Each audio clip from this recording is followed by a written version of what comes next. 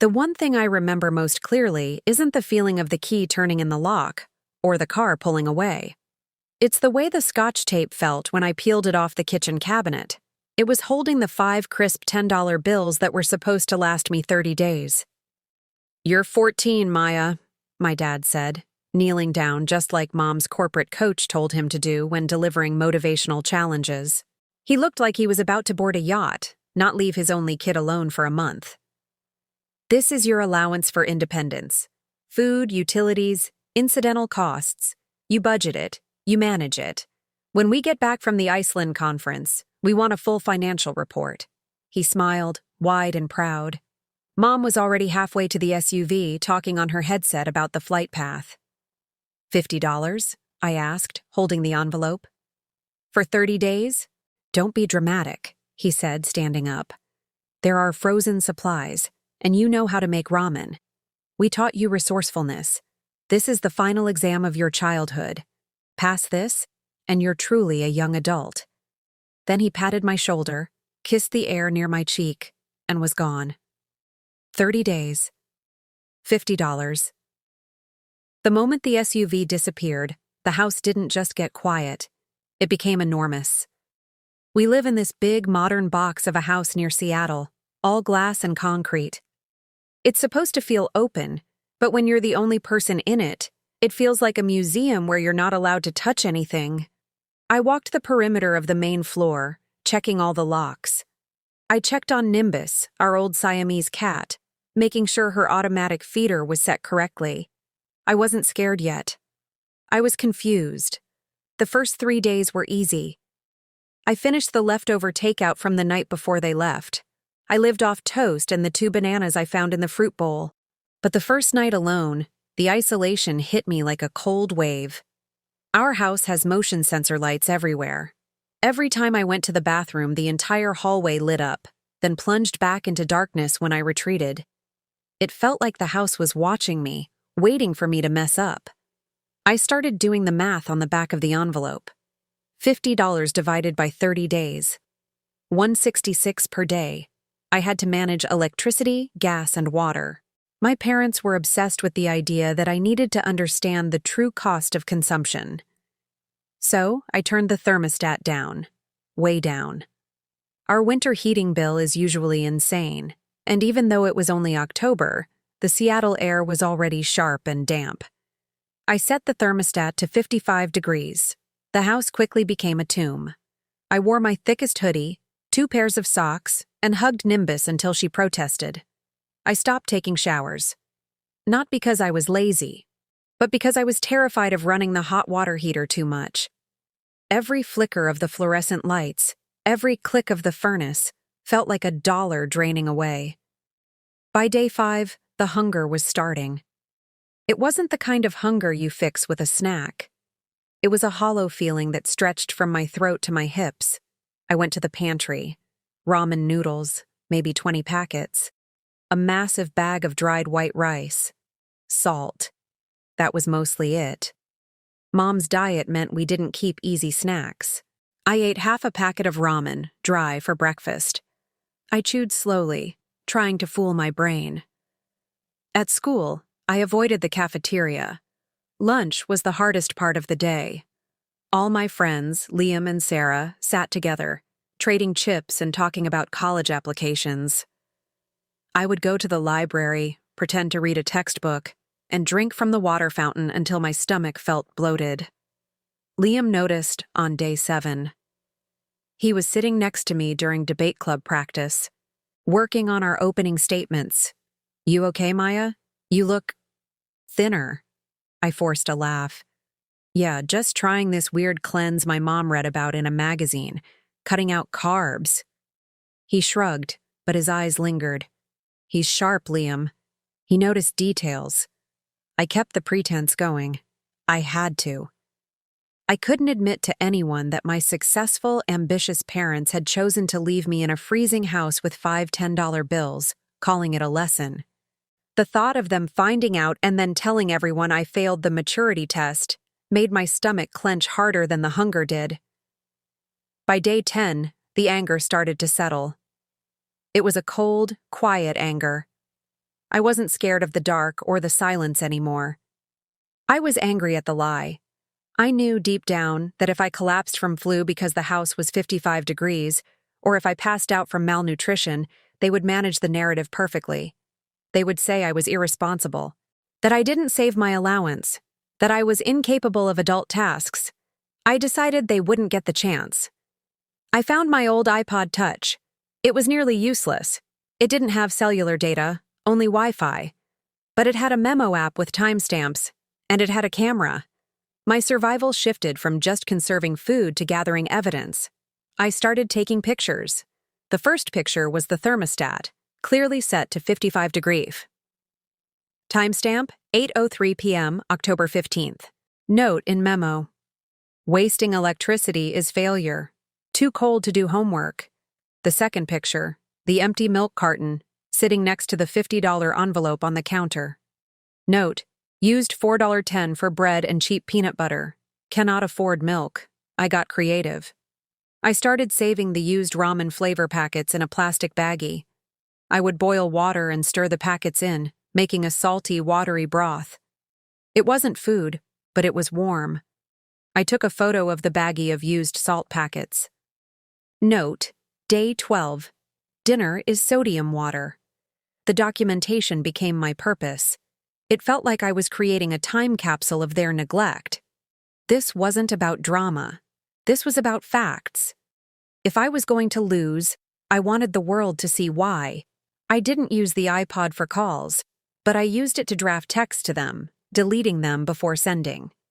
I spent an hour looking up the signs of hypothermia because I can't turn the heat up. Is this maturity?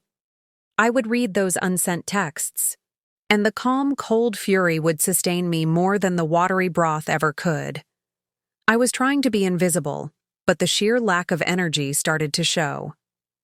It was during debate club practice, on day 16, that Mr. Chen, our coach, cornered me. Mr. Chen is intense. He cares more about ethical arguments than anything. He's patient, but he doesn't miss anything. We were practicing cross-examination. I kept losing my train of thought. My voice was too low. He called me over after practice. When the room was empty, "Maya, you look exhausted," he said, not as a question, but as a statement. "You were brilliant 2 weeks ago. Now you're struggling to articulate a coherent opening statement on municipal bonds." I pulled my hoodie tighter around me. "I'm just stressed about a math test, Mr. Chen." He didn't move. He leaned against the whiteboard, crossing his arms. "I saw you at lunch today. You were eating 2 saltine crackers very slowly. Is everything okay at home?"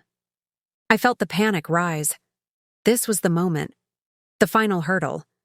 If I told him everything was fine, he'd probably let it go. He had his own life. "Everything is fine," I lied. The word tasted dusty, like the old white rice. "They're just traveling for work. My parents." He nodded. "I know they travel a lot. But who is staying with you? An aunt? A relative?" "No one," I mumbled, looking at my feet. "It's just me. I'm 14. They said I'm mature enough to handle it." He was silent for a long beat. The quiet was different than the silence in my house. It was heavy with realization. 14, he repeated, his voice dropping an octave. "Maya, how long have you been alone?" I looked up. The fear was still there, but the anger was winning. My eyes flickered to my backpack, where the iPod and the notebook were hidden. "It's day 16, I said flatly, like I was reading a date off a calendar. "I have $18.50 left. I am prioritizing Nimbus's food over mine. I keep the heat at 55 degrees. He stared at me, absorbing the clinical tone. "You're calculating this like a survival drill." "It is," I said. "If I don't manage the budget perfectly, they say I failed the test. And if I ask for help, I fail too." Mr. Chen moved away from the whiteboard and sat across from me at the debate table. "This isn't a test, Maya. This is unacceptable. This is neglect." The word neglect felt enormous.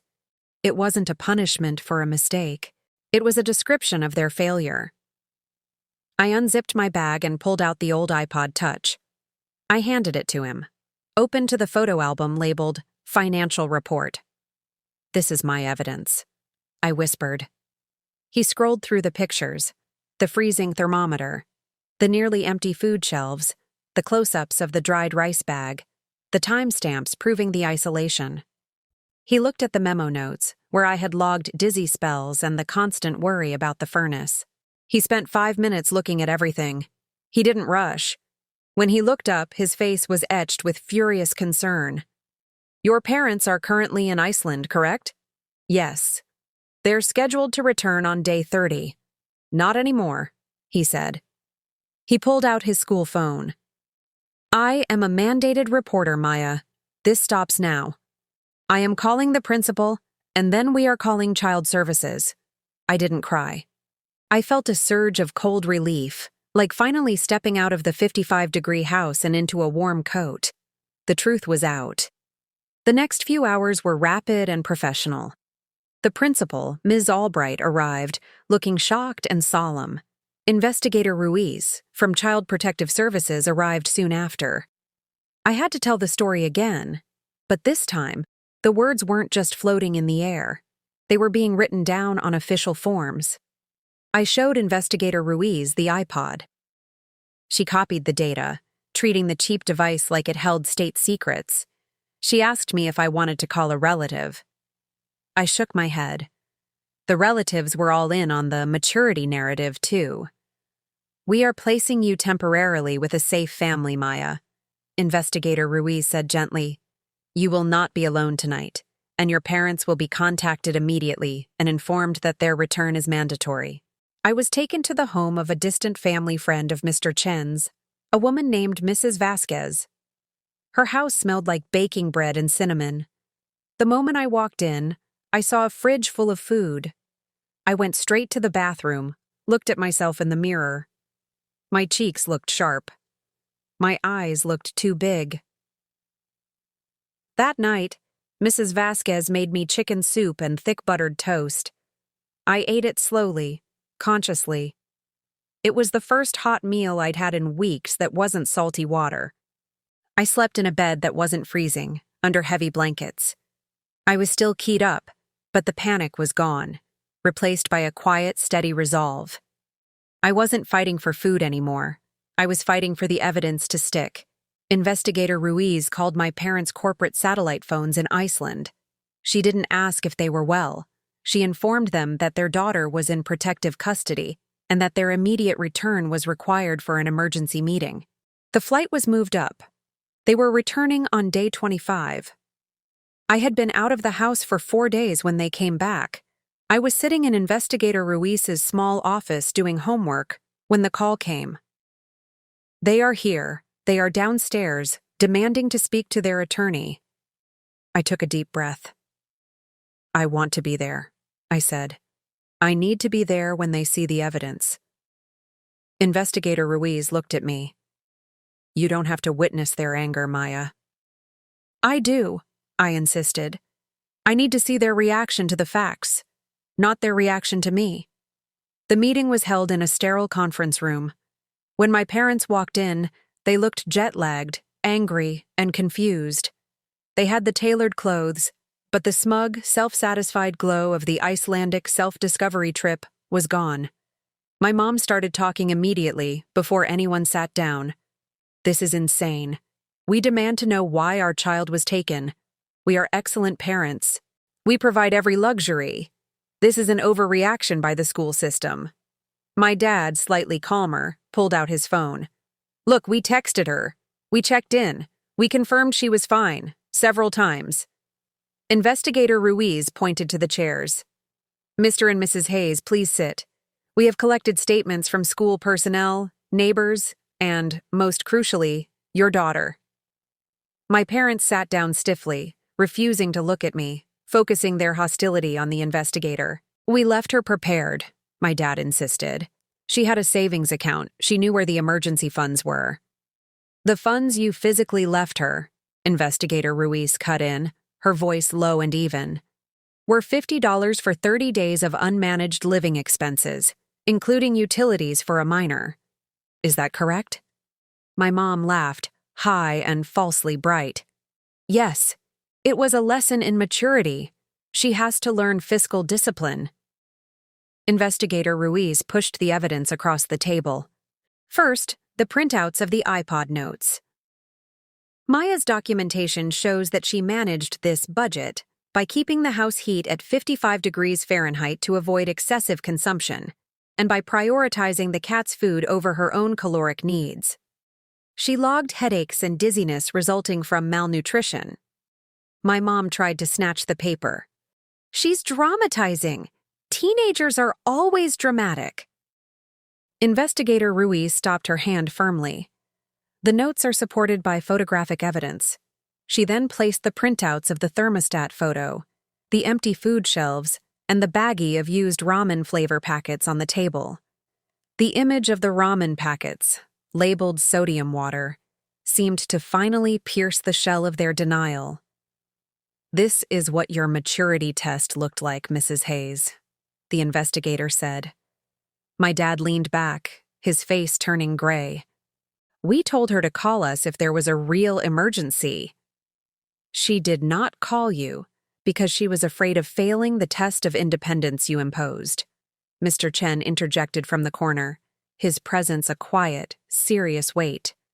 "She believed that asking for help was proving she was immature, exactly as you structured the situation." Mom finally broke.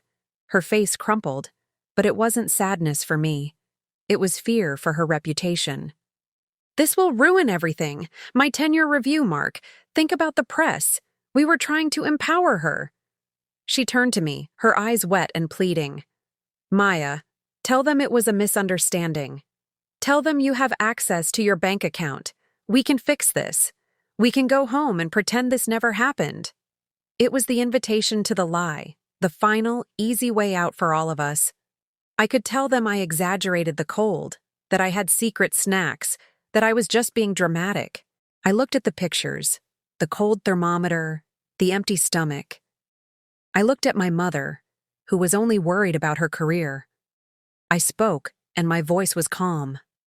I was no longer the hungry, cold child. I was the witness. "I was not exaggerating," I said, looking straight at my dad.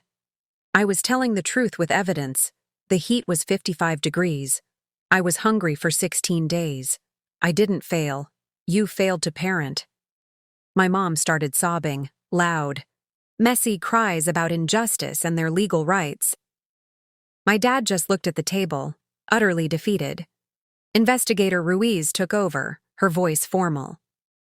"Based on the findings, the temporary protective order will remain in place. Maya will stay in supervised placement. You are both required to undergo mandatory family counseling and a child safety evaluation. You will not have unsupervised contact until the court hearing." I had chosen safety.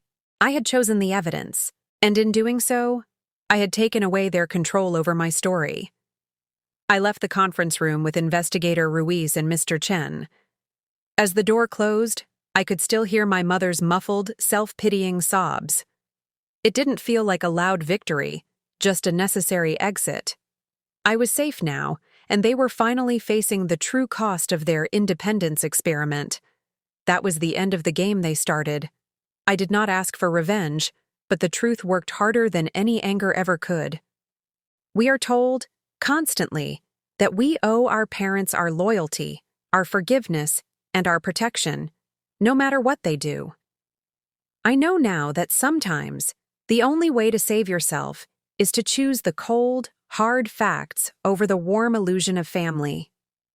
If your parents put you through a test where the only answer that keeps you safe is exposing their lie, do you sacrifice your safety to protect their image? Or do you choose the quiet, powerful revenge of the truth?